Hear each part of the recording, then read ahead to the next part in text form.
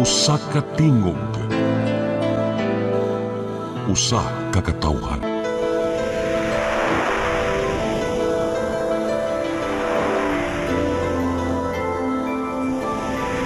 Cebu Catholic Television Network.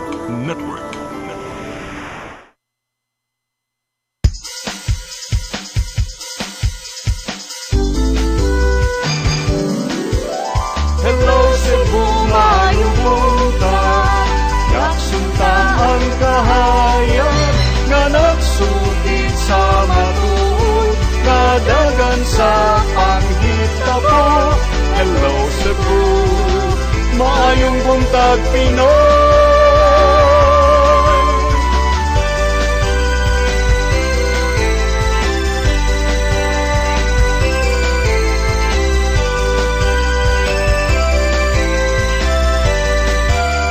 Ang katutulungan sa mga katawhan. Hello Cebu,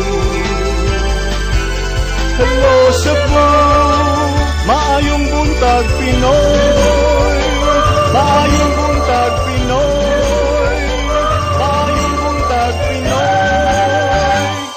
Hello Cebu, maayong buntag Pinoy. Adlaw karon nga Martes, pitsa 20 sa buwan sa Mayo tuig 2025.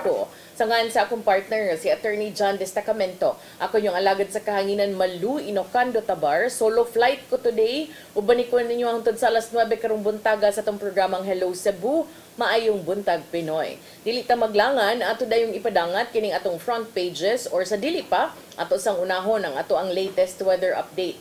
Hikis pag-asa Mactan, Sir Jomar Aclarino. Good morning. Yes ma'am, good morning sa tanan ug sa ato tanan tigpaminaw kini atong latest weather update karong adlaw. Ang low pressure area natong gi-monitor na kini sa 375 kilometers sa may kasadpan habagat ang kasadpan ng Aborlan, Palawan ug less ang chance kining ma-develop na bagyo or tropical cyclone. Nakasubay kini sa intertropical convergence zone na nakaapekto sa Mindanao, lakip na ang Palawan. Ang atong weather conditions sa Central Visayas, lakip na ang probinsya sa Cebu, makasinati generally fair weather kining init ug igang na panahon, gawas ini ni mga patak-patak na mga pag-ulan ug kini mga localized thunderstorms. Padayon ta mag-monitor sa mag-i-issue ng mga thunderstorm or rainfall advisories, lakip na ang color-coded na heavy rainfall warnings. Hinay nga to na sa kasarangan ng hangin masinati sa Visayas, nga kadagatan malinawon nga to na sa kasarangan ang pagbalod. Temperatura sa Cebu 27 to 32 degrees Celsius, natay forecast maximum heat index sa Cebu na moabot sa 40 degrees Celsius ug under kini sa extreme caution na category.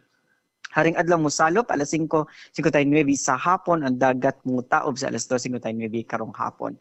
Philippine Standard Time alas 8:09 sa buntag gikan diri sa Mactan, paga sa Visayas, DOST Jomar Aclarino. Daghang salamat Sir Jomar Aclarino ug maayong buntag niyo tanan din as pag-asa Mactan. Karon arita sa ato ang front pages sa mga pamantalaang lokal ug nasyonal atong sugdan sa Sunstar Daily. Sa Sunstar Daily, Garcia urges Archival to continue key projects. Sa Super Balita sa Sunstar, gwardya sa BPO company naghikog. Sa The Freeman, Garcia says digital shift is better, mayor on 24/7 City Hall operations. Sa Banat News, sa The Freeman, gimaso ang ulo, suspect na suko sa referee sa bilyar.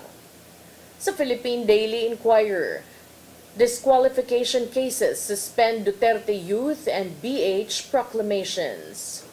Sa Philippine Star, Marcos willing to reconcile with Dutertes. Sa Manila Bulletin, Marcos says let's focus on people's needs. Ug sa Tempo, drug assassin. Mao katong front pages sa mga pamantalaang lokal ug nasyonal. Sa among pagbalik mo ipadangat kaninyo mga balita nga nahipos tong kaubanan sa CCTN News and Public Affairs team. Please stand by. Hello Cebu, hello Cebu, maayong buntag Pinoy, maayong buntag Pinoy, maayong buntag Pinoy. Discover the beauty of the Philippines.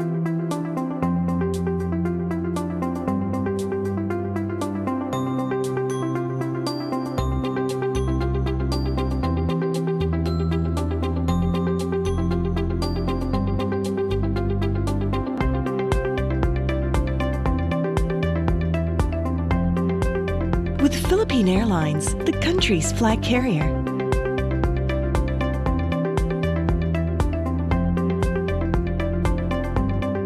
The airline that lets you feel the warmth of the nation.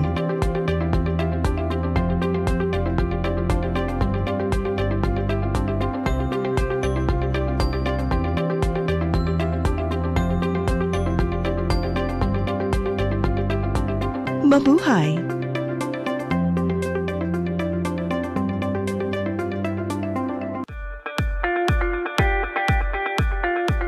Congratulations! Nunito Tatay Dodong A. Lamchua, awarded as Cable TV Maverick, Father of Cable TV in the Philippines, given by Philippine Cable and Telecommunications Association Incorporated, PCTA, from Phil Products Group of Companies.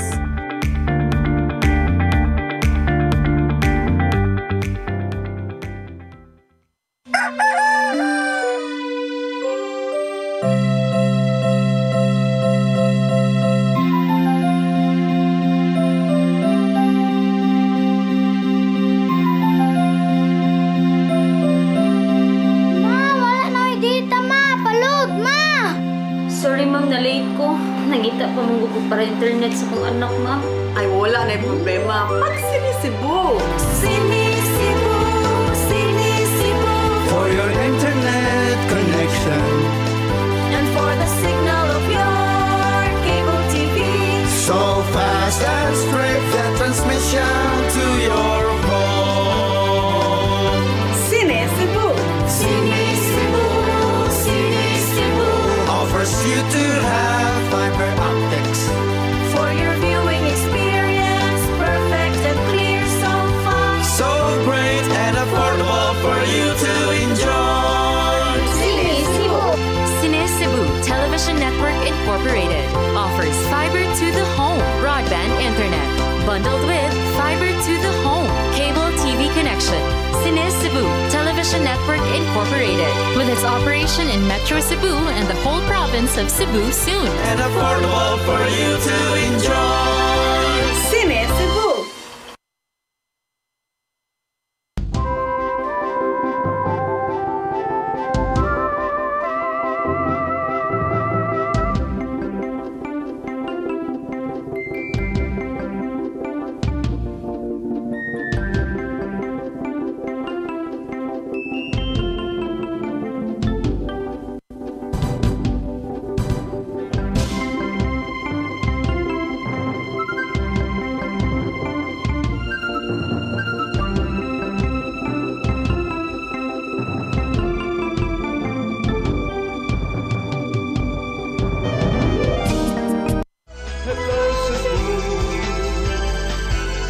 Hello Cebu, maayong buntag Pinoy.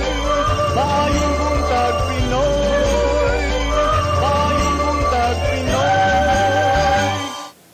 Balik sa Hello Cebu, maayong buntag Pinoy, ug karon sa atong mga balita. Nagunas tong mga balita karong buntaga, outgoing Cebu City Mayor Raymond Alvin Garcia nanawagan kang incoming Mayor Nestor Archival nga ipadayon ang mga nasugdang proyekto sa syudad sa Sugbo. Subay kini sa nahimong pag-umol karon sa transition team nga mutunod sa mga mahinungdanong dokumento ngadto sa bag-ong administrasyon. Ang kasayuran ihatod ni Gia Navarro.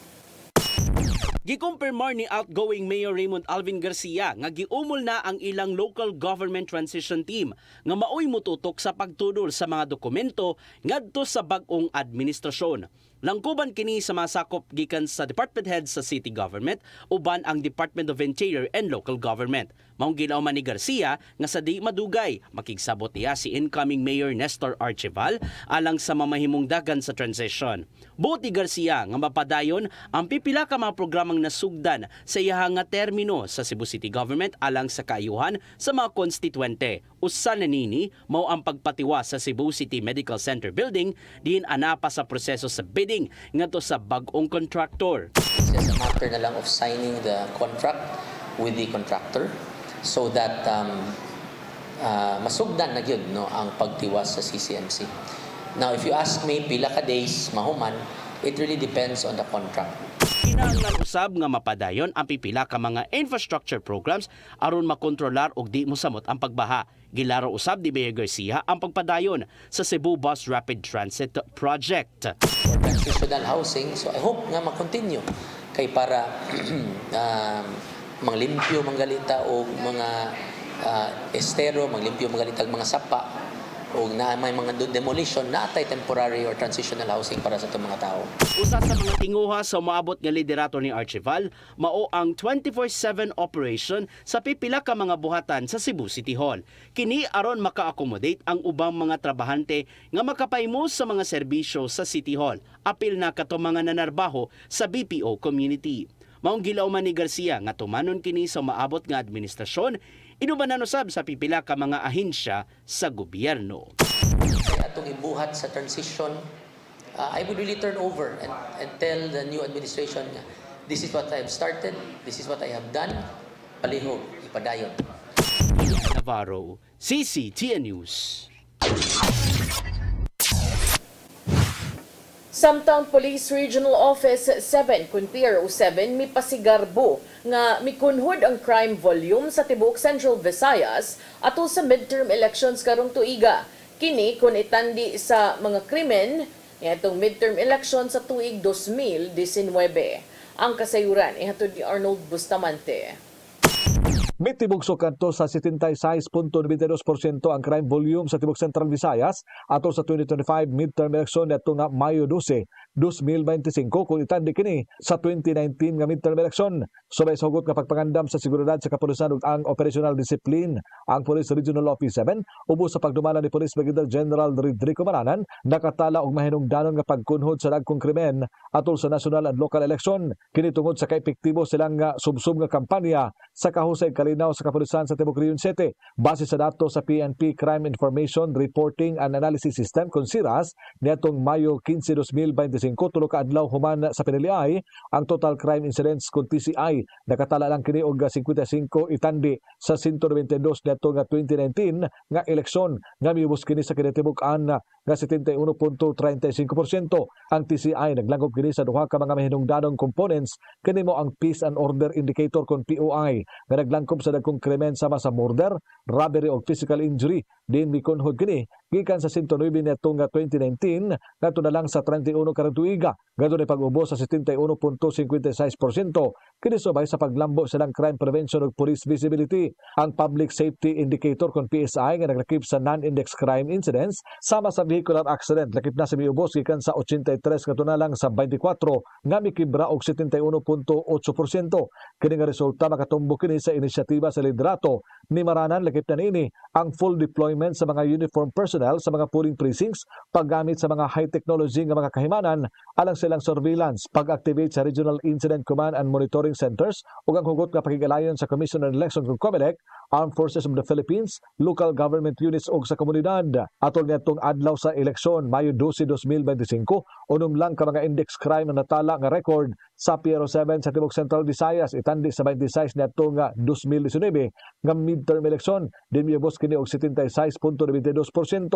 Sunod sa election period nga matapos sa Hunyo 12, 2025, ang PRO 7 dili molugak silang alert status ug magpabilin matod pa kini ngadto na sa heightened alert aron nga magpabilin ang kahusay ug kalinaw sa Tibok Region 7. Arnold Bustamante, CCTN News. Samtang clean and green sa Lapu-Lapu gitahasan sa COMELEC nga manangtang sa campaign poster sa Dakbayan. Hino nakita sa COMELEC nga pipila ka mga kandidato na nangtang na usab sa ilahang mga panagway. Ang kasayuran ihatod ni Crystal Joy Pelerca. Gitahasan na sa Commission on Elections kon COMELEC Lapu-Lapu ang clean and green sa lokal nga kagamhanan nga mo'y manangtang sa mga campaign poster sa Dakbayan nga wagi hapon natangtang. Hinuon matod ni Attorney Ann Janet Lamban ang COMELEC officer nga aduna nay mga kandidato nga nibuhat og inisyatiba nga manangtang sa ilang mga campaign posters. Niadtong adlawng Sabado, Mayo 17, adunay gipahigayon nga citywide backlash operation kung diin ang tanan mga barangay ni salmot og nagtinabangay sa pagpanangtang sa mga campaign campaign posters nga makita sa kadalanan ilabi na gyud sa mga koral. Dugang pa ni Attorney Lamban nga alang sa kadtong wa pa nakuha nga mga campaign posters, ang clean and green na lang mo'y manangtang niini bisan og responsibilidad unta kini sa mga kandidato. Of course, ila gyud unta ng moral obligation nga ilang limpyuhan kay sila man ang nagpilit, no, sa part of their campaign material, pero usahay dili na, then it will be the incumbent na nga office through the office of the clean and green mo na maglimpyo. Samtang giawhag ni Mayor-elect Cindy Chan ang kadtong nakapanangtang og mga tarpaulins nga pwede pang ma-recycle sa pagdala niini sa Manpower Training Center aron nga himuon kining bag ug uban pang pwedeng mabuhat niini sa mga kababayen-an. Ang mong inisyatiba susama gihapon silang gibuhat kaniadto paghuman sa eleksyon niadtong tuig 2022. Crystal Joy Felerca, CCTN News. Sa laing bahin, community-based drug rehabilitation center alang sa mga menor de edad gipatuman sa syudad sa Mandaue. Ordinansahon pag-institutionalize niini na pasar ato sa sesyon sa konseho. Ang kasayuran ihatod ni Mary Rose Sagarino. Napasar kaganinang buntag atol sa sesyon sa Konseho sa Dakbayan sa Mandaue ang proposed ordinance nga nagtumong sa pag-establisar og community-based recovery program alang sa mga bata na gamitay og iligal nga drogas. Ang ordinansahon napasar sa unang pagbasa nagtumong sa pagtanyag og insaktong pagtambal og rehabilitasyon alang sa mga menor de edad. Matud ni Attorney Ebenezer Daryl Manzano, ang pangu sa Mandaue City Substance Abuse and Mental Health Office, nga napatuman na ang maong community-based alang sa mga menor de edad. Ang ordinansa pag-formalize o pag-institutionalize na sa programa pagpatuman sa tibuok syudad. Dapat separate man good and dapat mas sensitive ta sa ato ang pag-deal with them.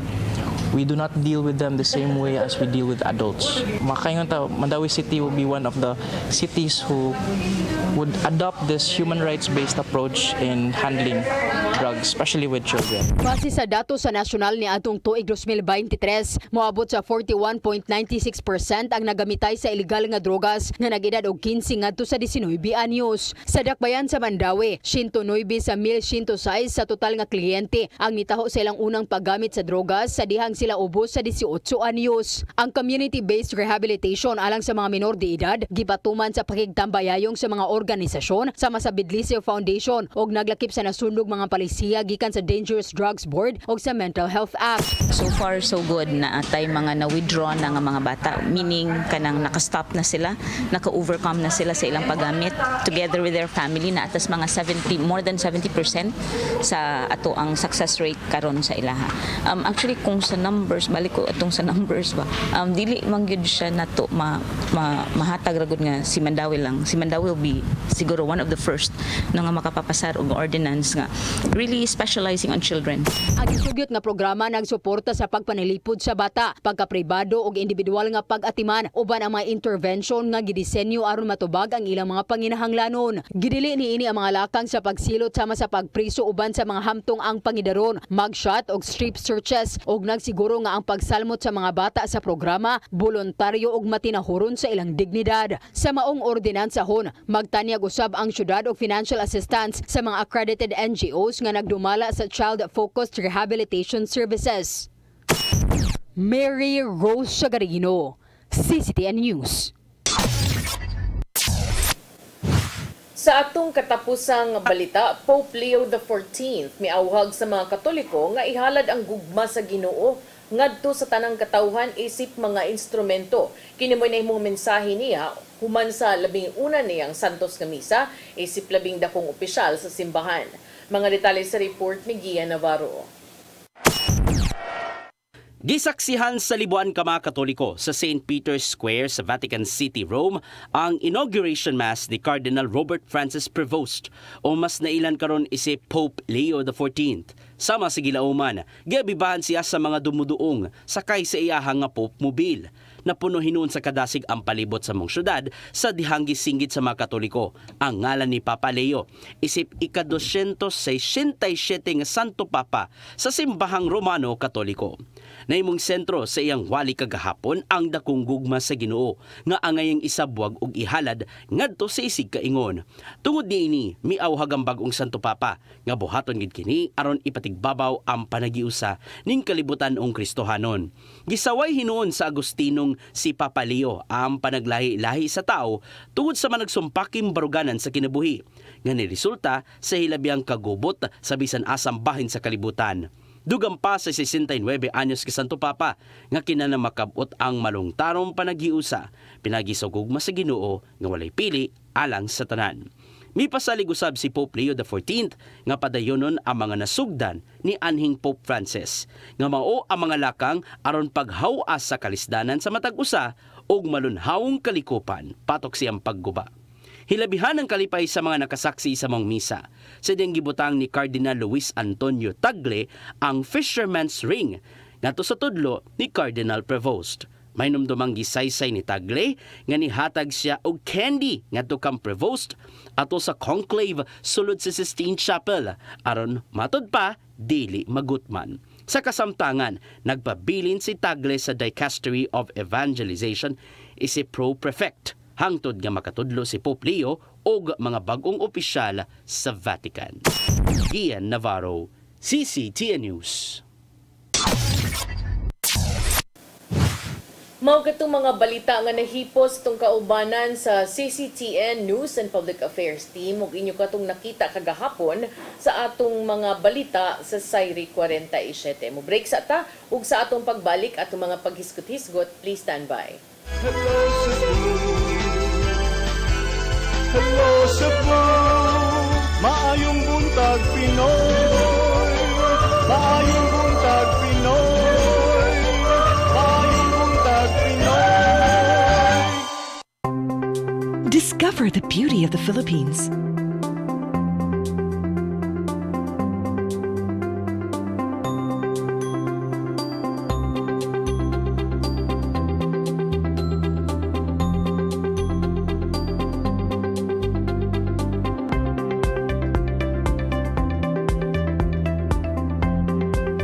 With Philippine Airlines, the country's flag carrier.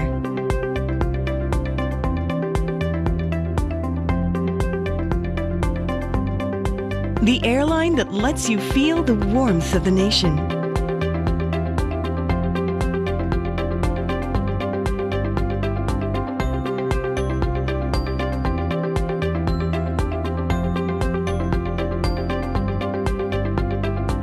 Mabuhay!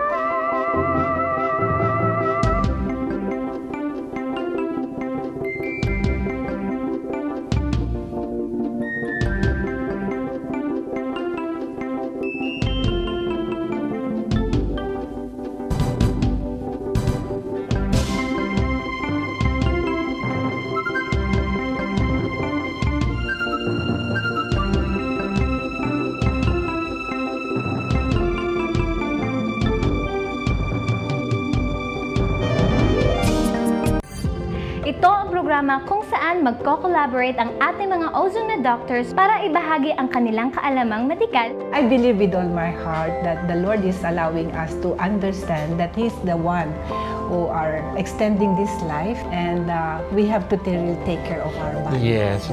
Matag episode, among ipaambit ninyo ang mga healing testimonies. Every day, pag gising mo, iisip ko kung ilang taon na lang yung katagal ko, yung ganun. This is your path to a new start. OzoneMed Wellness Clinic New Start. Napapanood every Saturday 8 to 9 a.m. Og ang replay airing matag Miyerkules 1:00 hangtod 2:00 sa hapon dinhi lang sa CCTN Channel 47.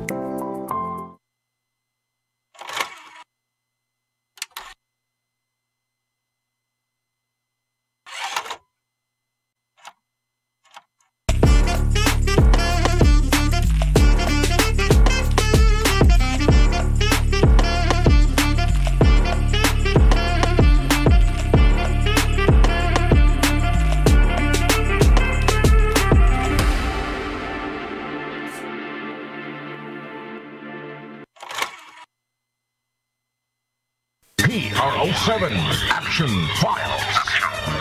Mga panghitabong naglambikit sa katawan, gihatagan ng aksyon o kasulbaran sa kapulisan.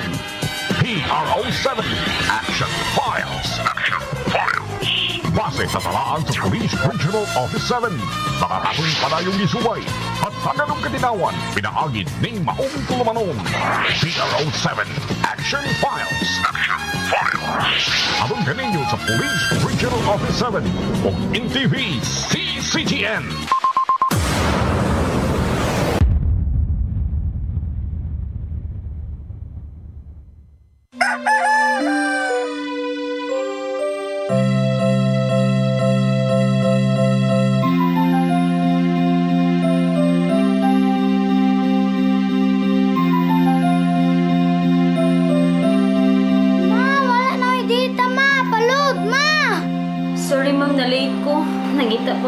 Para internet sa kong anak, ma'am.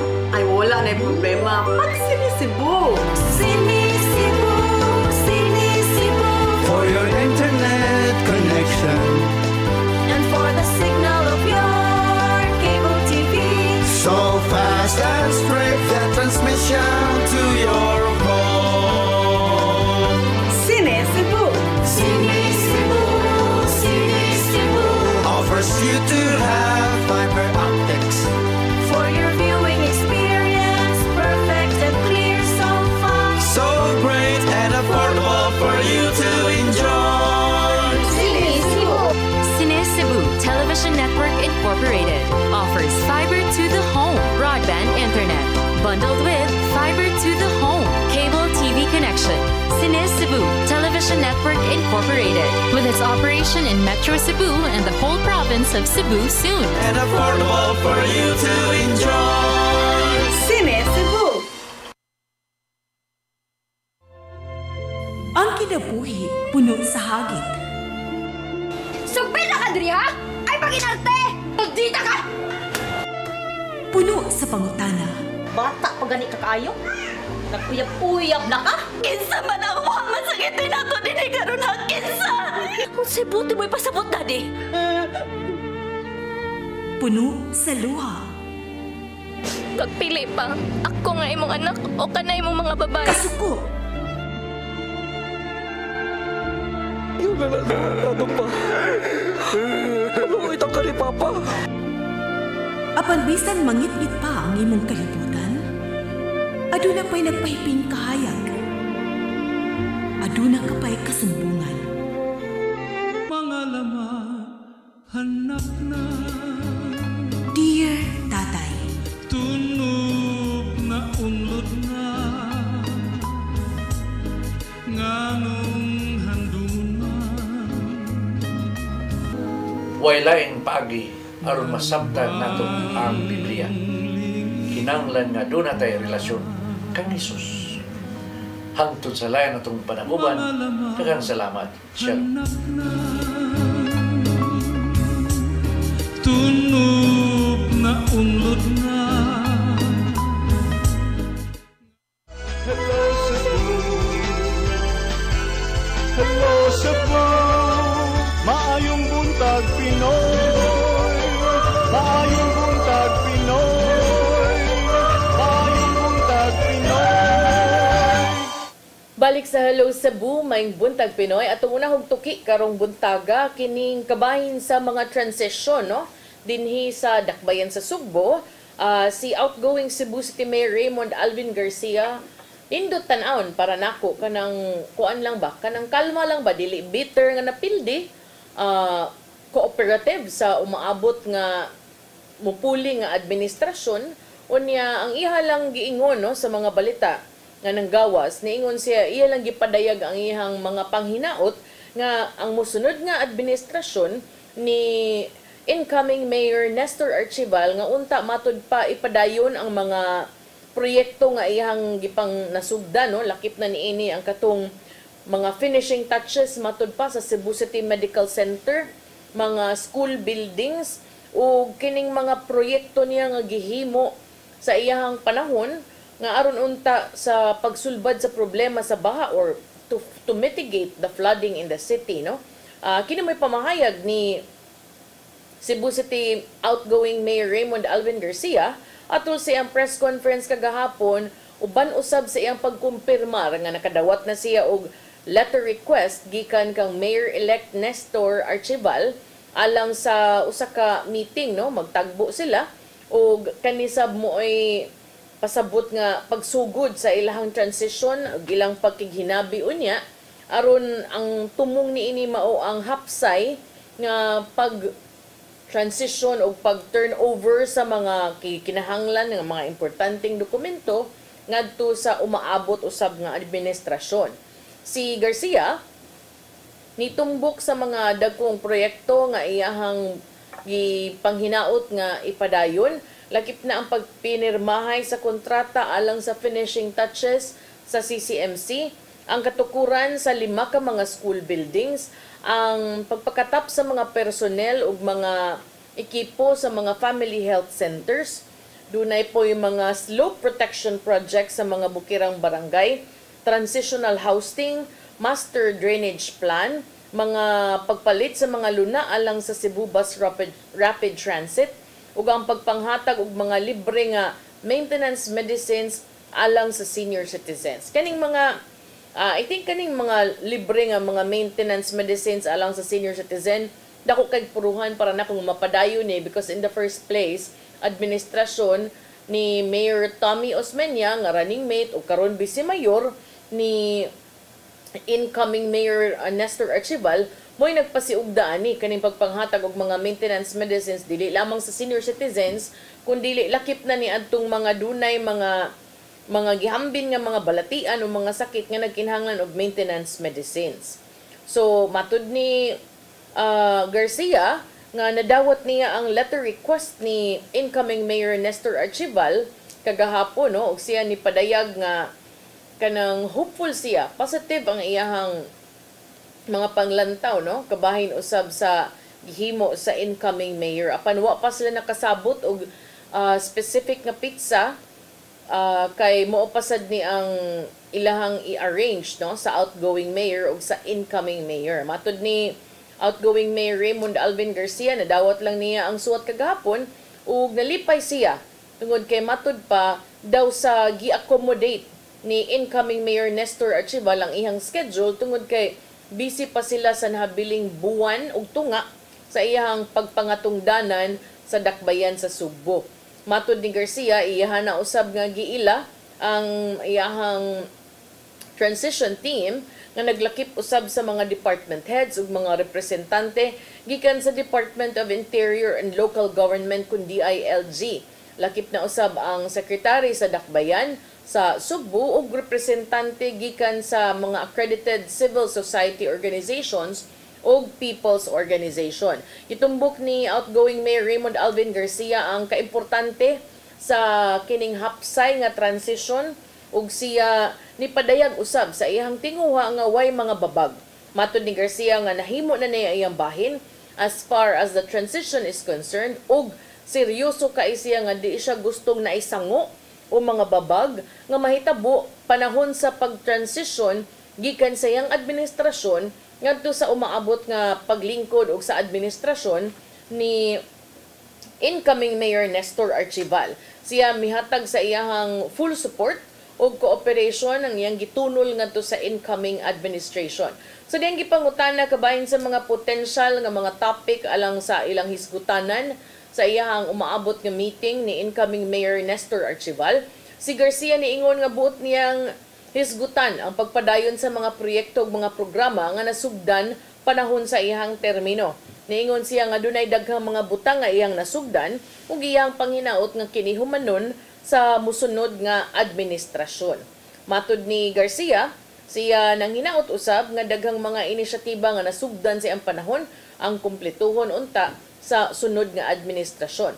Sa sayong bahin, si incoming Mayor Nestor Archival niingon nga iyahang suportaan ang mga proyekto ug mga programa sa outgoing mayor provided nga ang mga pundo igo aron iha kining magamit usab. Samtang sa lalawigan sa Sugbo, doon na say nakita nako kagahapon, no, ang suwat nga gipadaan ni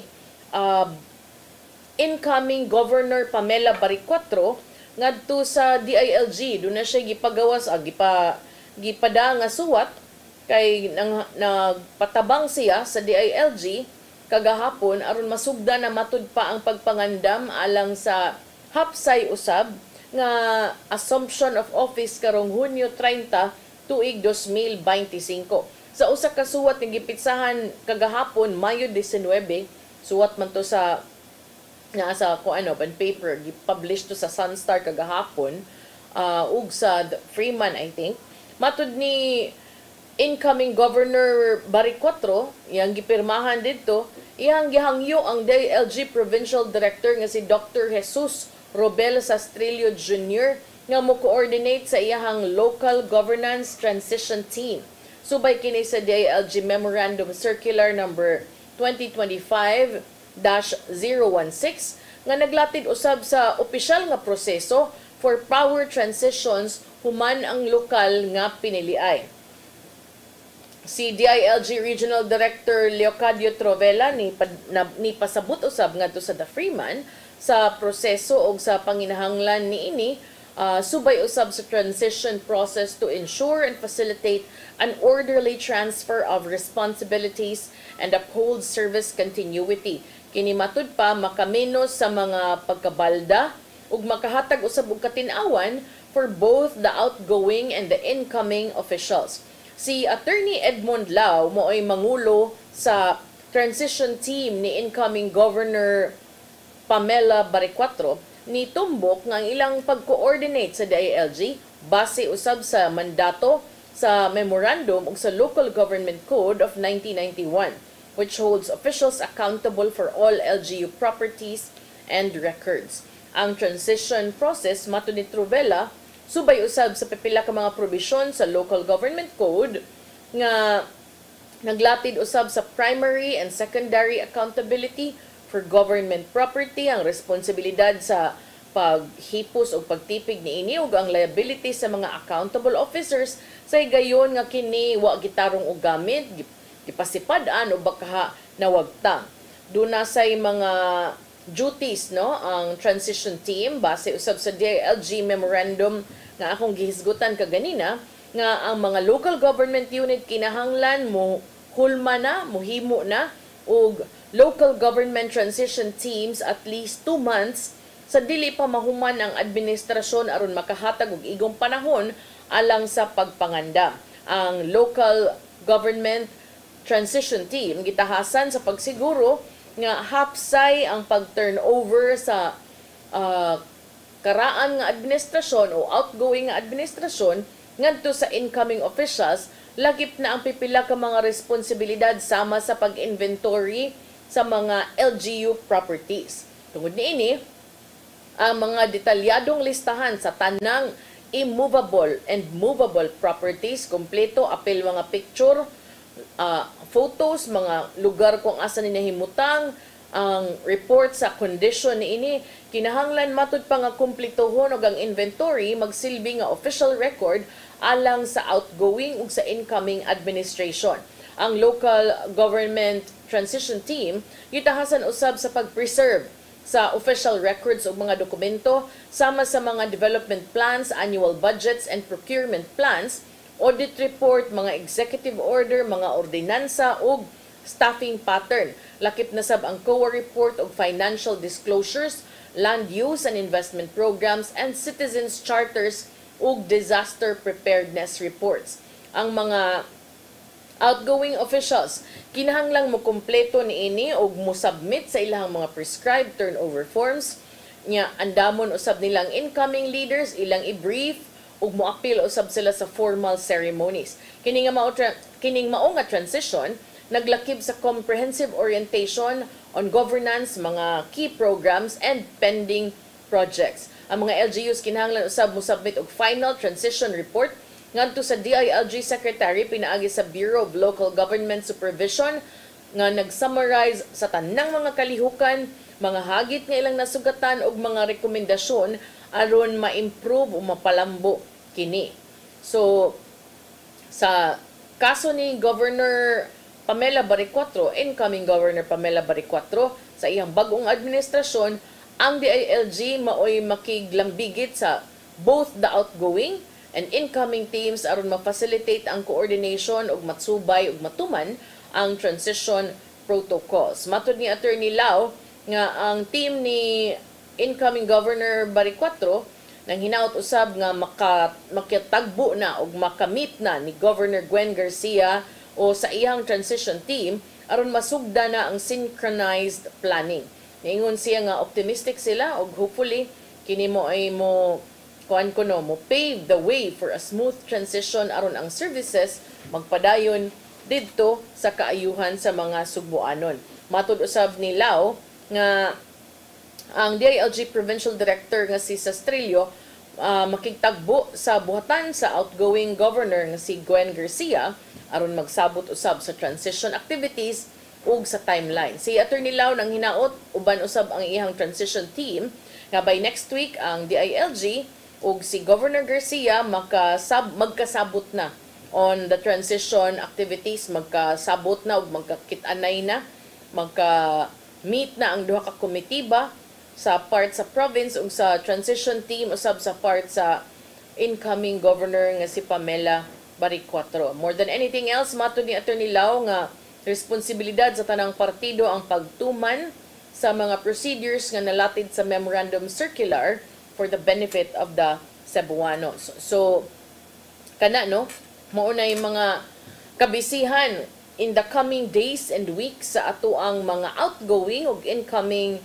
officials kay before June 30 kinahanglan hapsay na aron wala usay balda dili sad maapektuhan ang mga nagpadayon unta o magpadayon unta ang mga basic nga mga services ngadto sa katawhan.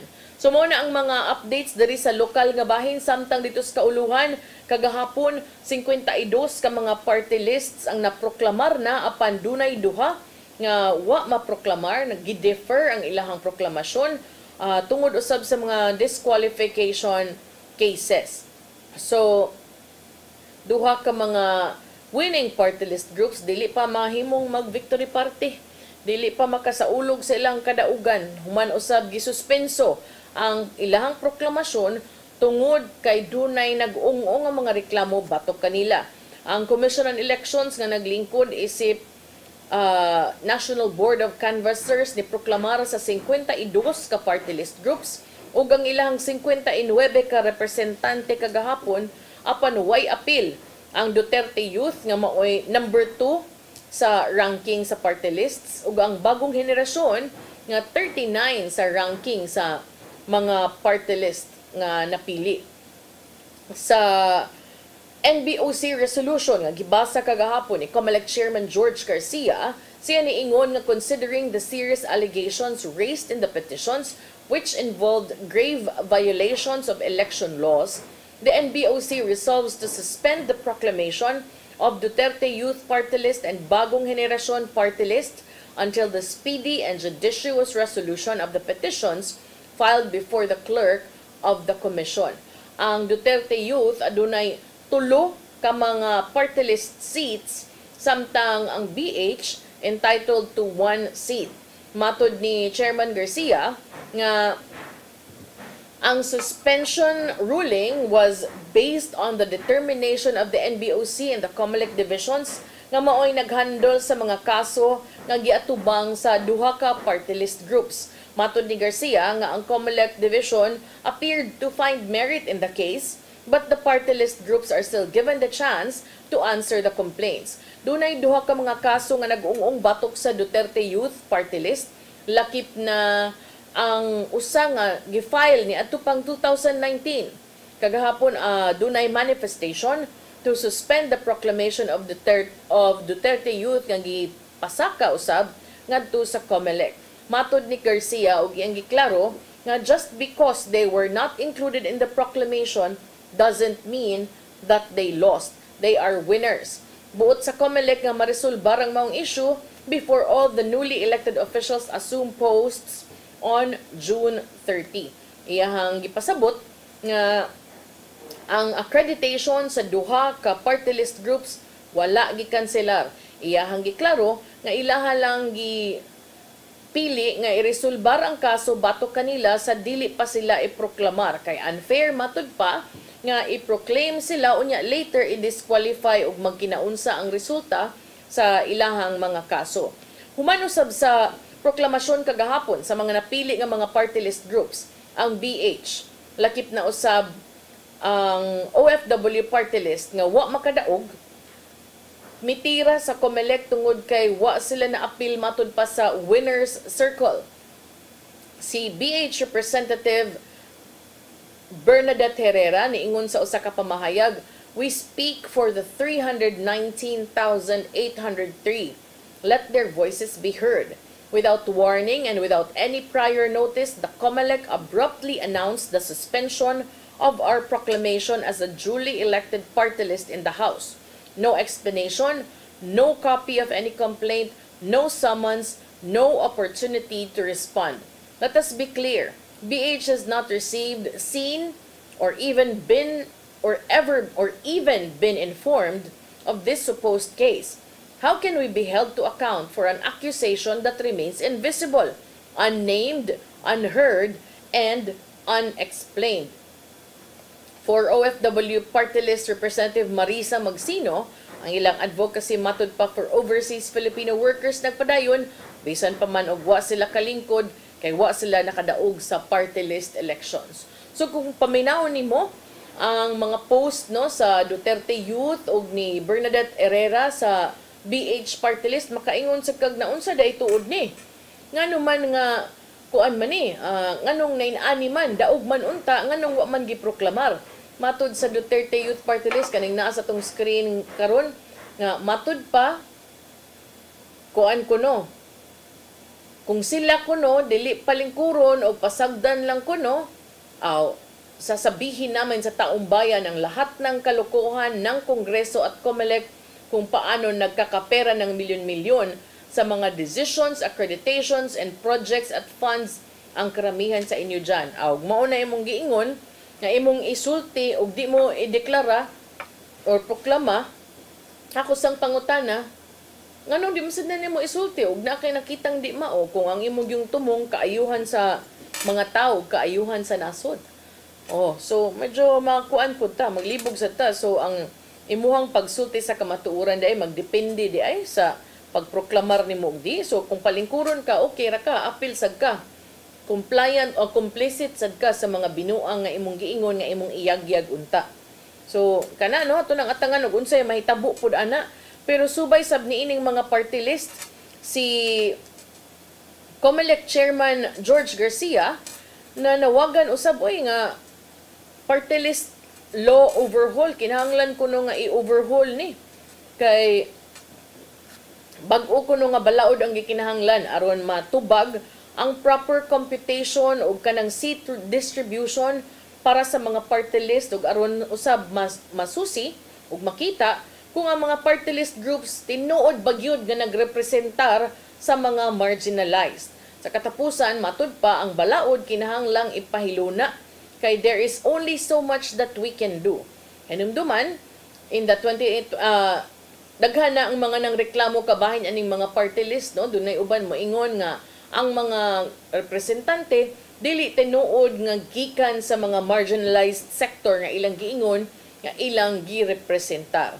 So in the 28 elections ang COMELEC matud pa dili na mutugot og mga party list groups nga mo-adapt o mogamit sa mga ngan sa mga sikat nga mga television shows ug government assistance programs matud ni Garcia. Apan kung walay balaod nga mapasar, bisan unsa nga lakang nga himuon sa komisyon, posibleng madeklara nga unconstitutional matud sa COMELEC chairman. Matud ni Chairman Garcia, padayon siyang mangusog o muduso og mga pag-amendar sa party list law ug iyang gipadayag ang iyahang pagkamalaumon nga ang mga party list groups musuporta og bag-ong balaod nga tinuod nga magpadayag sa sentimento sa mga underrepresented. So kana no, dunay mga uban na kadaog tagutlo ang nakalingkod, dunay uban tagurha, pero tinuod sa duna sa jay mga nakita nato nga mga party list groups nga gigamit ang pangan sa mga sikat nga salida sa telebisyon, doon na say mga pangan nga gigamit ang mga pangan sa mga pagpanghatag og ayuda, which to me naasad siya medyo element of kanang kuan ba, lipat-lipat ba kay kung ikaw apil ka ana kanang magtuo ka nga og di ko mabutar ani maundang ni wa ni ang akong gidawat nga mga ayuda dinhi. So kana pod no, and I agree kay kinahanglan sa gyud na nga tarungon pod ang atong party list law, strengthen it, make it more kanang specific siguro para maklaro gyud nga ang mga naglingkod din ha dili katong mga nahumana ang termino sa ilahang pagkakongresista ug senador mao manglingkod na lang sila. Kinahanglan ang nanglingkod diha nang lingkod kay tinuod sila nga nagsilbi nga tingog sa marginalized sector nga mao untay tumong aning party lists. So wala tay oras ato ipadangat ang giandam ni Tatay Dodong ani ang pulong kinabuhi.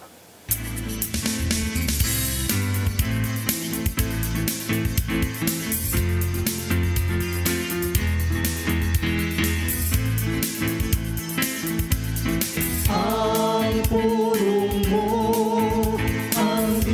sa daranggo. Sa 2 Corinto 8:7 ato mabasa.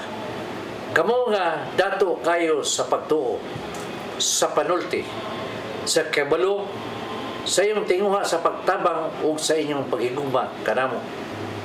Busa buot kami nga magmahinatagon usab kamo nining pag-alagad sa gugma. Ang labing ligon nga baruganan ni Jesus mao kini. Pag-alagad o hatag sa imong isig kaingon kini ana mabasa diya sa Lucas 9:23. Umingon siya sa tanan, kung may buot musunod kanako kinahanglan magdumili siya siyang kaugalingon. Magpasaan siyang cross sa tanang adlaw ug musunod kanako.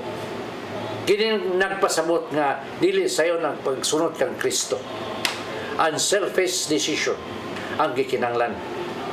Kalimtan nimo ang imong kaugalingon tungod ug alang siyang kausa. Adlaw-adlaw imong pagtahan sa imong kaugalingon, sa imong mga tinguha, sa imong mga ambisyon. Ang ikaduha mo ang imong pagpasan matag adlaw sa imong krus. Nan karon pangutana ang atong kaugalingon. Unsa man kita kamatinudanon sa atong tinguha nga musunod kang Kristo. Anda man atong kalimtan ang atong mga kaugalingon? Si San Pablo mingon, puna ang inyong mga kaugalingon sa pagka manggihatagon. Kay sa Mateo 6:21 atong mabasa, kay hain gani ang inyong bahandi at usab dito ang inyong kasing-kasing. Mga igsoon, mao kini ang pulong nga naghatag kanato giya karong adlaw. Magampo kita. Lagi itong amahan. Nasayod kami nga dili sayon ang pagsunod kami. Apa namo kining gipili tungod kay mao kini ang imong tawag kanamo. Dili kini namo mahimo kun dili mo kami tabangan. Busa panalangin ni kining among balaan nga tinguha. Amo kining gipangayo nagitong amahan pinagi sa imong bugtong anak ni Jesucristo. Amen. Sa ngalan samahan sa anak ng Espiritu Santo. Ang pulong mo ang diwat sa daranggo. Pulong og kinabuhi ni Tatay Dodong Limchua mo nagtapos sa atong tulumanon. Daghang salamat sa Philippine Airlines. Thank you very much Archbishop Jose Palma. Nanay Dayan ang Tatay Dodong Limchua, thank you. Sir Dennis Tabar, salamat. At mga kaubanan sa TOC, Sir Robert, Miss Inday, Sir Matmat, Miss Mabel, Miss Joanne. Sa newsroom, Sir Michael, Sir Del, Sir Raymond, Sir Bruce, ug diri sa studio, si Ferdy. Sa nga sa akong partner nga si Attorney John Destacamento, ako niyong alagad sa kahanginan Malu, Inocando, Tabar. Salamat sa inyong papakig-uban ug magkita tanan niyo ugma ug balik sa atong programang Hello Cebu, maayong buntag Pinoy. God bless us all.